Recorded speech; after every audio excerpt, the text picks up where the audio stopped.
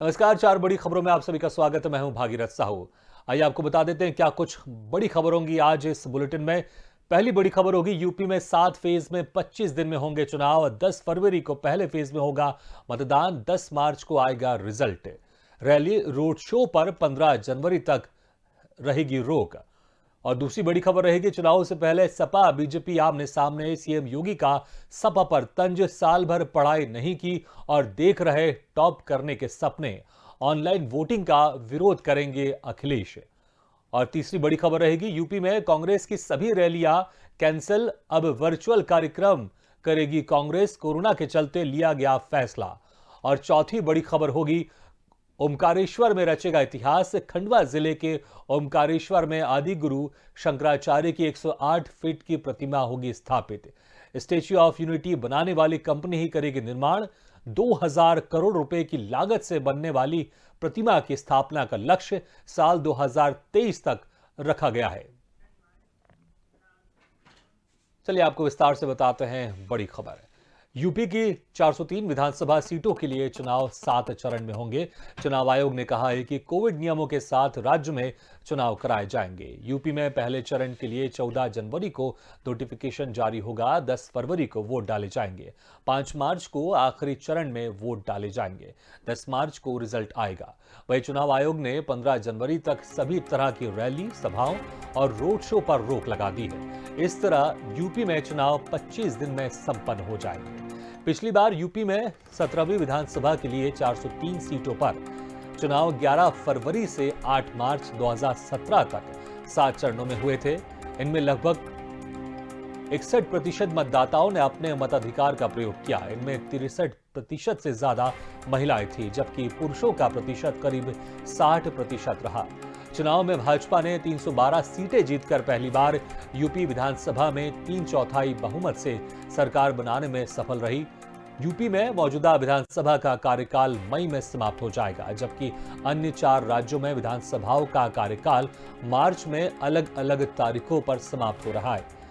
इस बात का खास ध्यान रखा गया है कि चुनाव का पहला नोटिफिकेशन मकर संक्रांति पर ही जारी होगा। तारीखें और जोन देखें तो चुनाव आयोग पिछली बार के पैटर्न पर चला है। चुनाव की शुरुआत पश्चिम से की गई है, जबकि पूर्वांचल में अंतिम चरण के मतदान होंगे। पिछले चुनाव में भी ऐसा ही हुआ था। इस बार रिजल्ट 10 मार्च को आएगा। 7 चरण में से 3 चरण, तीसरे, चौथे और 5वें मतदान एक हफ्ते में ही कराए जाएंगे। वहीं यूपी में जब कोरोना पीक पर होगा तब पश्चिमी यूपी का मतदाता वोट डालने निकलेगा। पूरे उत्तर प्रदेश में 7 चरणों में चुनाव होंगे। वेस्ट यूपी के मतदाता पहले और दूसरे चरण में वोट डालेंगे। प्रशासन को कोरोना पीड़ित मतदाताओं के लिए बूथों पर खास इंतजाम करने होंगे।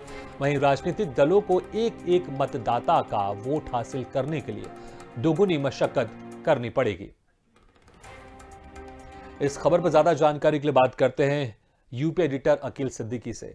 अकील, चुनाव की तारीखों की ऐलान हो चुका है। 10 फरवरी से अब इसमें वोटिंग शुरू हो जाएगी। 7 चरणों में उत्तर प्रदेश में चुनाव होंगे। इसको देखते हुए अभी आप वहां क्या कुछ माहौल देख पा रहे हैं आप?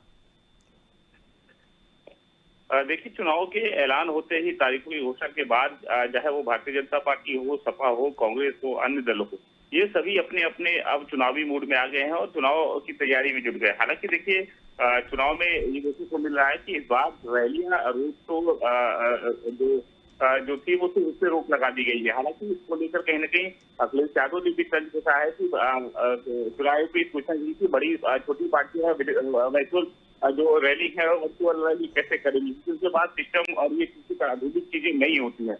हालांकि इसको लेकर कहने के अब चाहे वो कांग्रेस के लोग हो या सपा के लोग हो, बराबर कैसे नजर आ रहे हैं कि अब डोर टू डोर जाना है, मेहनत करनी है, कार्यकर्ता मजबूत है, हम कार्यकर्ताओं के साथ घर घर जाएंगे।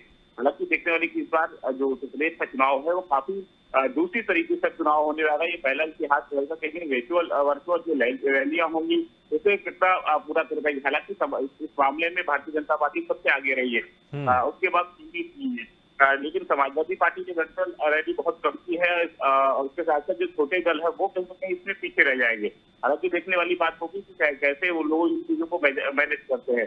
हालांकि अगर हम पहले चरण की बात करें तो पहले चरण में जो मतदान हुए हैं वो शामली, मेरठ, मुजफ्फरनगर, बागपत, मेरठ, हापुड़, गाजियाबाद, बुलंदशहर, मथुरा, आगरा, अलीगढ़, ये पहला चरण का जो मतदान होगा ये दिल्ली एनसीआर से सटा हुआ है। ऐसे में कहीं ना कहीं वो गढ़ है जहाँ पर किसान आंदोलन हुआ है। इसको लेकर कहीं ना कहीं आपको पहले चरण में जहाँ मतदान होने जा रहे हैं वहाँ पर किसान तय करेगी कि पहला चरण अपना रिजल्ट क्या रहा है। उसके बाद ये माना जाता है कि जब पश्चिमी यूपी में जब हर बार चुनाव पहली चरण का होता है उसके बाद कहीं ना कहीं ये रुख तय हो जाता है कि अब हवा किसकी चल रही है। ऐसे में कहीं ना कहीं पहले पेज के जब चुनाव संपन्न होंगे, मतदान संपन्न होंगे तो कहीं ना कहीं उसका लहर दूसरे चरण में भी पड़ेगा। दूसरा चरण की अगर बात करें तो सहारनपुर, बिजनौर, अमरोहा, संभल, मुरादाबाद, रामपुर, बरेली, बदायूं, शाहजहांपुर, ये वो शहर है जहाँ भी पश्चिमी यूपी लगता है। इसका दूसरा पेज यहाँ पर आता है।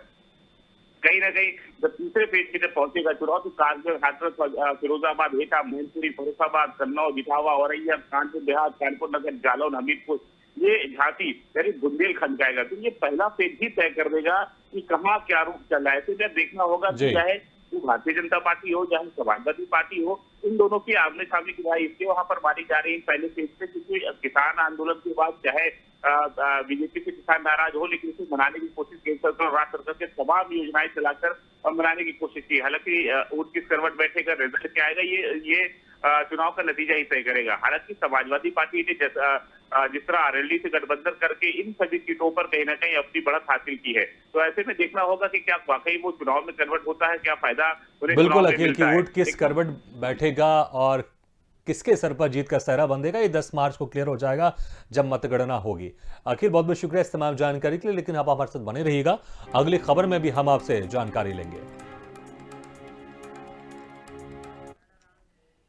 आगे बढ़ते हो, दूसरी बड़ी खबर आपको बताते हैं विस्तार से। उत्तर प्रदेश में चुनाव की तारीखों का ऐलान हो चुका है और अब सपा बीजेपी खुलकर आमने सामने आ गई हैं और एक दूसरे पर हमला बोल रही हैं।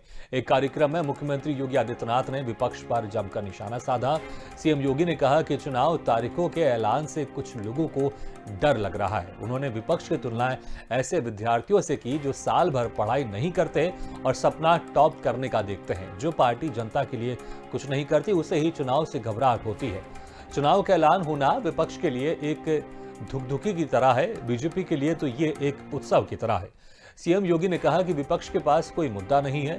कोरोना में चाचा भतीजा भाई बहन सब गायब थे, संकट में भाजपा ही साथ थी, इसलिए भाजपा के लिए चुनाव एक लोकतांत्रिक उत्सव है और हमको कोई घबराहट नहीं है। वहीं सपा अध्यक्ष अखिलेश यादव ने शनिवार को लखनऊ में प्रेस कॉन्फ्रेंस की। उन्होंने कहा कि चुनाव आयोग ने अगर कोरोना में ऑनलाइन वोटिंग का ऑप्शन दिया तो हम उसका विरोध करेंगे। सिर्फ इतना ही नहीं, उन्होंने ये भी कहा कि हम चुनाव आयोग से अपील करेंगे कि इलेक्शन कमीशन कुछ फंड दे जिससे हम बीजेपी के स्ट्रांग आईटी इंफ्रास्ट्रक्चर के सामने मजबूती से डेमोक्रेटिक लिहाज से चुनाव लड़ सकें। और हमारे साथ लगातार बने हुए हैं यूपी एडिटर अखिल सिद्दीकी। अखिल, अब जिस तरह से चुनाव की तारीखों का ऐलान हुआ है उसके बाद अब जो प्रमुख पार्टियां हैं बीजेपी और सपा, अब उनके बीच में एक दूसरे पर वार पलटवार और ज्यादा तेजी से शुरू हो गया। योगी आदित्यनाथ ने कहा कि विपक्ष की जो पार्टियां हैं वो इस तरह से हैं जो साल भर तो पढ़ाई नहीं करती लेकिन टॉप करने का सपना देखती हैं। वो देखिए निश्चित तौर पे अब जो चुनाव है वो कहीं ना कहीं अब जुबानी जंग पर आ गई है। अब जुबानी जंग होनी है, ट्वीट के माध्यम से होनी है, सोशल मीडिया के माध्यम से होनी है। इसमें देखिए अब अखिलेश यादव और मुख्यमंत्री योगी आदित्यनाथ ये दोनों आमने सामने। हालांकि देखिए कल उन्होंने जिस तरह रैली की, जिस तरह वो जो प्रेस कॉन्फ्रेंस करके अखिलेश यादव ने सरकार को भी घेरा और चुनाव आयोग से भी अपील की कि जिस तरह जो वर्चुअल रैली होनी है उसमें कहीं ना कहीं प्रॉब्लम होगी। इसको लेकर कहीं ना कहीं छोटे दल बहुत है, उनके पास हाई टेक्निक चीजें नहीं है। दूसरी तरफ उन्होंने कहा कि अगर ऑनलाइन वो वोटिंग कराएंगे तो उसका विरोध करेंगे क्योंकि उनको पता है कि जो बीजेपी इस मामले में बहुत तेज है, बहुत ज्यादा आगे है ऑनलाइन में, क्योंकि ऑनलाइन के चक्कर में इनकी आईटी सेल बहुत मजबूत है, इनके लोग मजबूत है। तो ऐसे में कहीं ना कहीं सभी क्षेत्रीय जो पार्टी है उनको कहीं ना कहीं इस बात का डर भी है। हालांकि देखिए मुख्यमंत्री ने साफ तौर पे समाजवादी पार्टी से यादव ने कहा जो साल भर लोग पढ़ाई नहीं करते होते जब साफ करने के सपने देखते हैं। हालांकि जब इतने सालों ये लोग शांत रहे, कुछ नहीं हुआ, जब कोविड जैसे महामारी हुई जिससे भारतीय जनता पार्टी की सरकार खड़ी रही है जनता के साथ। और अब जब चुनाव आ गया तो बरसाती मेंढक की तरह सामने आ गए और चुनाव लड़ने लगे और साफ करने की बात कर रहे हैं कि इनकी सरकार आ रही है। हालांकि नतीजा तय करेगा किसकी सरकार आ रही है। इस बार उत्तर प्रदेश में चुनाव विकास को लेकर लोग करते हैं, जातिवाद को लेकर करते हैं, या किसी दल को हटाने के लिए करते हैं। ऐसे में देखने वाली बात होगी। निश्चित तौर पे आप सामने बीजेपी और सपा आमने सामने है। जुबानी जंग बहुत तेज हो गई है, चाहे वो चुनाव वोटिंग को लेकर रहा हो, रैली को लेकर रहे हो, या पुराने मुद्दे को लेकर रहे हो, या जो आपकी तालमेल न बने हैं घर में उसको भी लेकर कहीं न कहीं एक दूसरे से तंग करते नजर आ रहे हैं। हालांकि इससे कितना फायदेमंद होगा ये चुनाव का नतीजा तय करेगा। लेकिन सपा के साथ साथ बीजेपी और बीजेपी के साथ साथ कांग्रेस और अन्य दल भी जुबानी जंग शुरू कर दिए हैं। जी अखिल, जिस तरह से सपा के अध्यक्ष राष्ट्रीय अध्यक्ष अखिलेश यादव ने कहा कि अगर ऑनलाइन वोटिंग होती है तो उसका वो विरोध करेंगे, इस पर क्या कुछ रुख है इलेक्शन कमीशन की तरफ से? कोई स्पष्टीकरण दिया गया इसको लेकर, ऑनलाइन वोटिंग को लेकर? देखिए, अभी स्पष्टीकरण कोई नहीं आया है, लेकिन हालांकि समाजवादी पार्टी की सबसे पहला डिमांड उठाया गया है। सपा को ये लगता है कि बीजेपी इस मामले में मजबूत है, क्योंकि उनकी आईटी सेल बहुत मजबूत है और ऑनलाइन चीजों में वो बहुत ज्यादा आगे जा चुकी है। ऐसे में जो चाहे वो समाजवादी पार्टी हो या कांग्रेस हो या अन्य दल हो, वो कहीं ना कहीं इस मामले में पीछे है, तो कार्यकर्ताओं पर विरोध पड़ेगा। और दूसरी चीजें, जब ऑनलाइन वोटिंग होगी तो इसमें फर्जी विरोध पड़ेंगे। तो ऐसे में ये उनको इस बात का डर है, इस बात को लेकर उन्होंने अपनी आपत्ति चुनाव आयोग को दर्ज कराई है। हालांकि अभी चुनाव आयोग की तरफ से कोई ऐसे इस मामले पे भी कोई भी प्रतिक्रिया नहीं आई है। क्या कुछ आने वाली देखने वाली बात होगी, क्या कुछ इसके रुख होगा। लेकिन कहीं ना कहीं जो ऑनलाइन वोटिंग को लेकर जो बात हो रही है वो कहीं ना कहीं बीजेपी इस मामले में काफी माहिर है। तो ऐसा समाजवादी पार्टी को लग रहा है कि वो मजबूत है, उसकी आईटी सेल मजबूत है, या तो चुनाव आयोग कुछ फंड है जिसको हम लेकर कहीं ना कहीं ऑनलाइन चीजों को बेहतर कर सके अपने चीजों को। तो ऐसे में अब देखने वाली बात होगी कि वाकई चुनाव आयोग ऑनलाइन वोटिंग कराती है। अगर कराती है तो उसका विरोध करेंगे, तो विरोध होगा तो किसका नुकसान होता है, उस पर क्या रास्ता चुनाव आयोग निकालती है, या अगर ऑनलाइन वोटिंग नहीं होती है तो क्या कुछ कितना फायदा कितना नुकसान होगा, ये चुनाव का नतीजा तय करेगा। लेकिन एक एक मुद्दे को लेकर आप चाहे वो विपक्ष हो चाहे वो सत्ता पक्ष हो, हर एक चीज को लेकर घुराने की कोशिश करें। बिल्कुल अखिल, बहुत बहुत शुक्रिया इस तमाम जानकारी के लिए। तो जैसे ही चुनाव की तारीखों की घोषणा हुई, अब उसके बाद पार्टियों के बीच में एक दूसरे पर आरोप प्रत्यारोप का दौर शुरू हो गया है, तंज कसने का दौर शुरू हो गया है। और अब इसी कड़ी में योगी आदित्यनाथ ने विपक्षी पार्टियों पर तंज कसा, खासकर सपा पर, कि वो इस तरह की ऐसी पार्टियां हैं कि जो साल भर तो पढ़ाई नहीं करती लेकिन टॉप में आने का सपना देखती हैं। आगे बढ़ते हैं और तीसरी बड़ी खबर आपको बता रहे हैं विस्तार से। उत्तर प्रदेश में चुनाव का ऐलान होने से पहले कांग्रेस ने अपने सभी रैलियां बंद कर दी हैं। कांग्रेस महासचिव प्रियंका गांधी ने वर्चुअल संवाद करते हुए शनिवार को लड़की हूं लड़ सकती हूं अभियान में शामिल हुई। प्रियंका गांधी ने शनिवार को उत्तर प्रदेश की लड़कियों के साथ वर्चुअल संवाद करते हुए उनके सवालों का जवाब दिया। प्रियंका गांधी ने कहा कि मैं बार बार कहती हूं कि अगर आपको महिलाओं को सशक्त बनाना है तो ये एक गैस सिलेंडर वाली प्रथा बंद होनी चाहिए। उन्हें रोजगार, शिक्षा, सेहत, सुरक्षा कैसे मिल रही है ये महत्वपूर्ण है। हमने अपने शक्ति विधान में महिलाओं के लिए काफी कुछ लिखा है कि हम उनके लिए क्या करना चाहते हैं। दूसरा ये कि हमारा सशक्तिकरण कैसे होगा। हमसे कहा जाता है कि सहने की आदत बना लो। प्रियंका गांधी ने कहा कि कांग्रेस ने कोविड की वजह से अपनी रैलियां कैंसिल कर दी है। मैंने तय किया कि हम फेसबुक लाइव के जरिए बात करें। मेरी कोशिश रहेगी कि हम लगातार आपसे जुड़ें और अनौपचारिक रूप से बातचीत करें। वर्तमान में न्यूजीलैंड की प्रधानमंत्री जोसिंडा आर्डन मुझे बहुत पसंद है। वो महिला हैं, बहुत मजबूत हैं, जनता से अच्छी तरह जुड़ती हैं, वो बहुत नेचुरल रहती है। मेरी दादी इंदिरा गांधी भी मेरी प्रेरणा है, मैं उनसे भी प्रभावित हूं। और इस खबर पर ज्यादा जानकारी के लिए बात करते हैं हमारे संवाददाता पवन कुमार से। पवन, जिस तरह से कांग्रेस की बात करें, कांग्रेस ने अभी सारी रैलियां जो जिसमें भारी भीड़ जुटती है जिस तरह की रैलियों में, उन सभी रैलियों को बंद कर दिया है। अब वो जो कांग्रेस है वो वर्चुअली माध्यम से जनता के बीच में जाएंगी, वर्चुअली माध्यम से प्रचार प्रसार करेंगी। भागीरथ जी, जिस प्रकार से 5 राज्यों में विधानसभा चुनाव है, इसको साथ साथ ही अब इसमें कल से ही चुनाव आयोग ने आचार संहिता भी लागू कर दी है। इसके बाद जो जितनी भी पार्टियां हैं, चाहे भारतीय जनता पार्टी हो, चाहे कांग्रेस हो, चाहे सपा हो, चाहे अन्य दल हो, वो अब वर्चुअल तरीके से अपनी जो रैलियां होंगी वो अपने जो कार्यकर्ता होंगे उनको वर्चुअल तरीके से उनसे संवाद करेंगे। सीधे भी प्रियंका गांधी वाड्रा जो है वो भी लगातार कहती आ रही कि जो फ्री गैस सिलेंडर से लेके और भी जो भारतीय जनता पार्टी की जो फ्री की सुविधाएं हैं वो, क्योंकि इस पे भी तंज कसते हुए प्रियंका गांधी वाड्रा ने कहा था कि जो गैस सिलेंडर की प्रथा है ये लोगों को छलने का काम हुआ है। इसी के साथ ही आज लगभग कल से प्रियंका गांधी वाड्रा वर्चुअल तरीके से अपने जो कार्यकर्ता हैं उनसे संवाद कर रही हैं और साथ ही और भी जो उनके तमाम कार्यकर्ता हैं, चाहे प्रदेश स्तर के हों चाहे राष्ट्रीय स्तर के हों, सबके माध्यम से ये जो फेसबुक, ट्विटर और भी जो तमाम लाइव प्रोग्राम चलते हैं उनके माध्यम से प्रियंका गांधी वाड्रा लगातार वर्चुअल तरीके से अपने जो कार्यकर्ता है उनसे संवाद कर रही हैं और अपने अपने जो बूथ कार्यकर्ता हैं उन तक पहुंचने का प्रयास कर रही हैं और अपने जो उनके जो बूथ कार्यकर्ता हैं उनको भी उनसे भी संवाद करते हुए कह रहे हैं कि अपने जो क्षेत्रीय जो कार्यकर्ता हैं, जो जनता है उसके बीच जाएं और अपनी योजनाएं जो हमारी सरकार अगर बनती है तो अपनी योजनाओं को किस प्रकार से जनता तक पहुंचाएंगे, इस पर तमाम प्रकार की जो बातें हैं वो कहीं ना कहीं कांग्रेस पार्टी और जो जनता है आने वाले चुनाव में किस प्रकार से उसको लॉन्च करेंगे, इसके साथ ही संवाद में बहुत सारी बातें करते हैं। जी पवन, जिस तरह से इलेक्शन कमीशन ने कल तारीखों का ऐलान किया और कोरोना गाइडलाइन के तहत चुनाव कराने की बात कही, कोई भी पार्टी नहीं चाहती कि उनको सिर्फ वर्चुअली संवाद करना हो, वर्चुअली जाके लोगों से जुड़ना हो, जनता से उनको जुड़ना हो बीच में जाके, क्योंकि हर पार्टी चाहती है कि वो जनता के बीच में जाए, भारी तादाद में जनता को इकट्ठा करे और अपना भाषण दे। लेकिन कोरोना के स्थिति को देखते हुए ऐसा होना संभव नहीं है, क्योंकि जिस तरह से कोरोना गाइडलाइन है उसके तहत ही पार्टी को अपना प्रचार प्रसार करना होगा। लेकिन कांग्रेस जिस तरह से सबसे पहले आगे आकर उसने कहा कि हम कोई भी अब रैली नहीं करेंगे, सिर्फ वर्चुअली माध्यम से जुड़ेंगे, तो कहीं ना कहीं यहां पर ऐसा लग रहा है क्योंकि कांग्रेस के पास खोने के लिए उत्तर प्रदेश में ज्यादा कुछ है नहीं।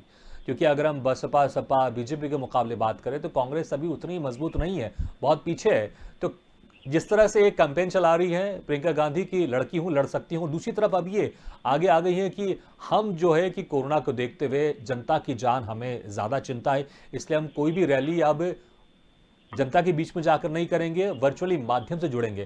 क्या इसको इस तरह से भी देखा जाए कि कांग्रेस के पास खोने के लिए कुछ है नहीं, तो वो एक इसको अपनी एक शक्ति बनाकर कि हम जनता के लिए, हम उनकी सोच के लिए, उनकी सुरक्षा के लिए हम ऐसा निर्णय ले रहे हैं? और क्या यही वजह है कि इस तरह से सबसे पहले कांग्रेस ने आकर कहा कि अब हम वर्चुअली रैली करेंगे, जनता के बीच में सीधे संवाद नहीं करेंगे?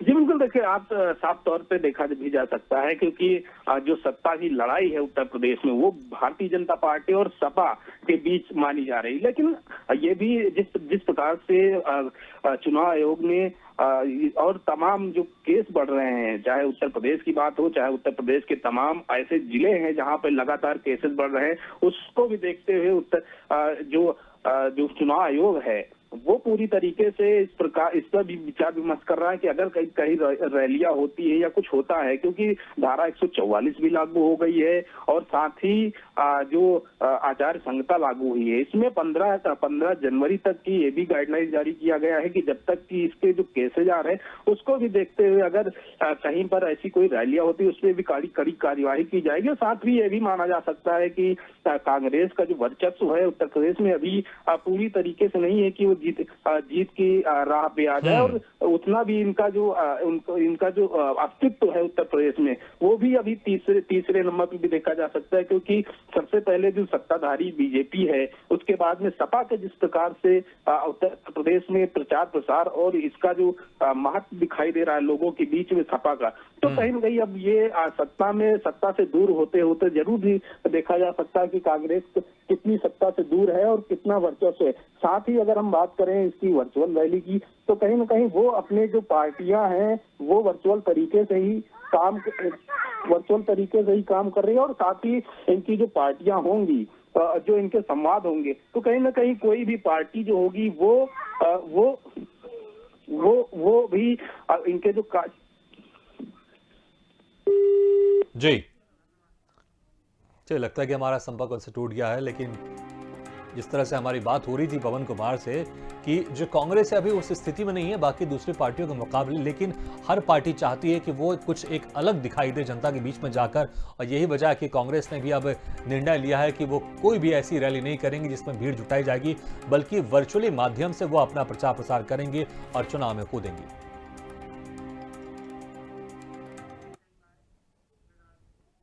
आगे बढ़ते हैं, चौथी बड़ी खबर आपको विस्तार से बता रहे हैं। मध्य प्रदेश के ओमकारेश्वर टूरिस्ट स्पॉट की सूची में नया अध्याय गढ़ने जा रहा है। यहां अष्टधातु से बनी आदि शंकराचार्य की 108 फीट ऊंची विशाल प्रतिमा स्थापित की जाएगी। ये प्रतिमा जिस प्लेटफॉर्म पर होगी उसकी ऊंचाई 54 फीट की होगी। खास बात है कि जिस कंपनी ने गुजरात में स्टेच्यू ऑफ यूनिटी और दुबई की बुर्ज खलीफा जैसी इमारतों को बनाने में सहयोग किया है, उसी कंपनी को इस प्रतिमा को बनाने का काम सौंपा जाएगा।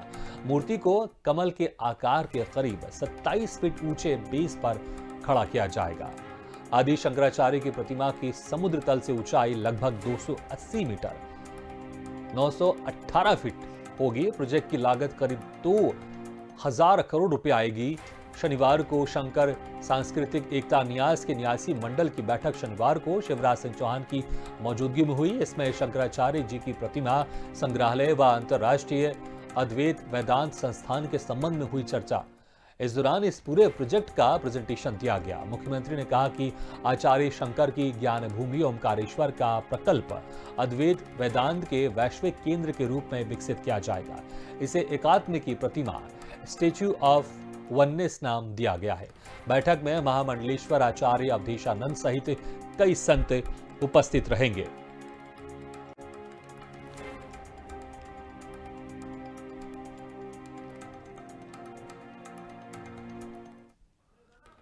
तो आपको बता दें कि ओमकारेश्वर में रचेगा इतिहास। खंडवा जिले के ओमकारेश्वर में आदि गुरु शंकराचार्य की 108 फीट की प्रतिमा स्थापित होगी।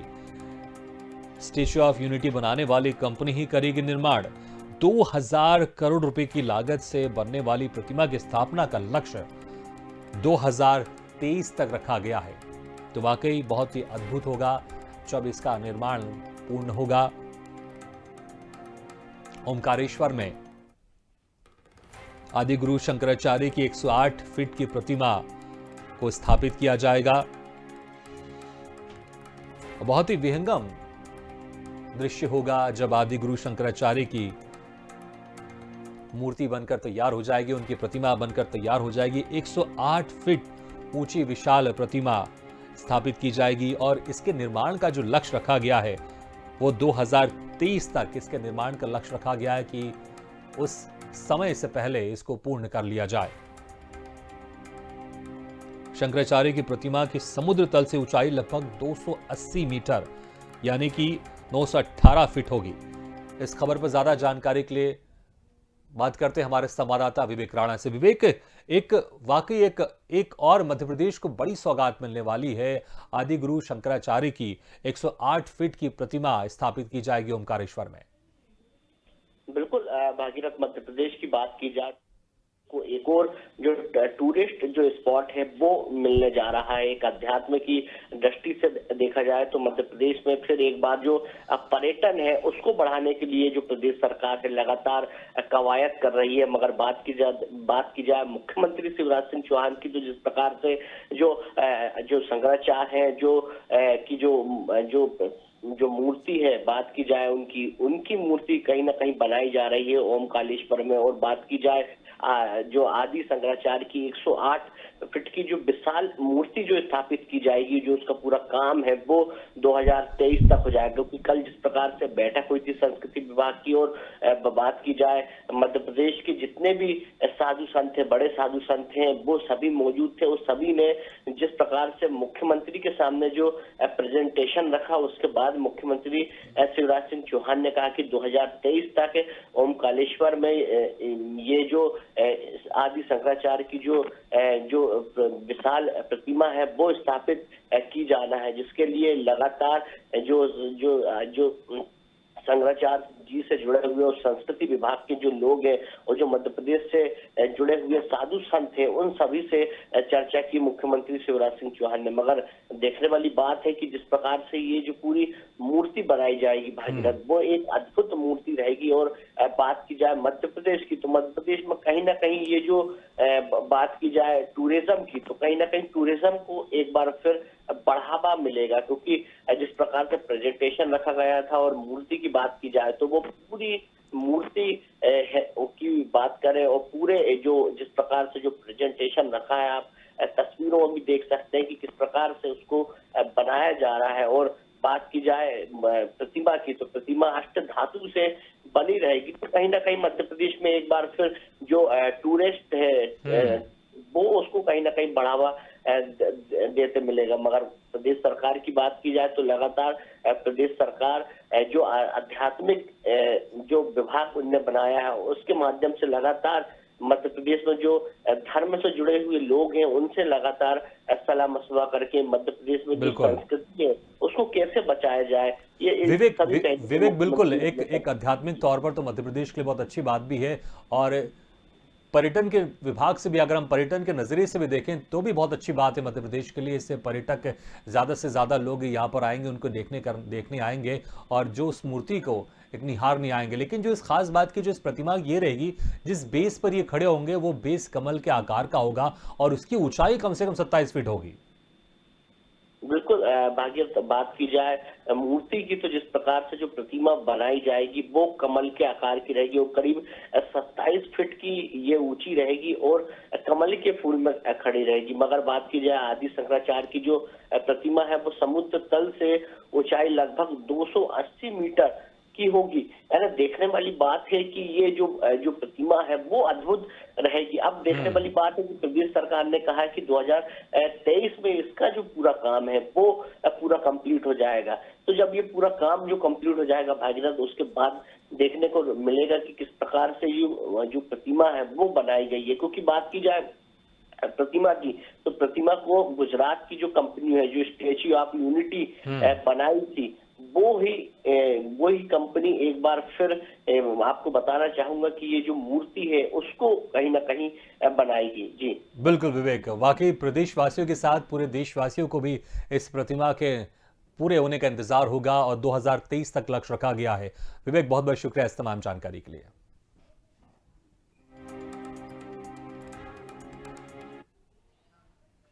इसी के साथ 4 बड़ी खबरों में फिलहाल इतना है, लेकिन खबरों का सिलसिला लगातार जारी। आप देखते रहिए स्वदेश न्यूज, सबसे पहले देश।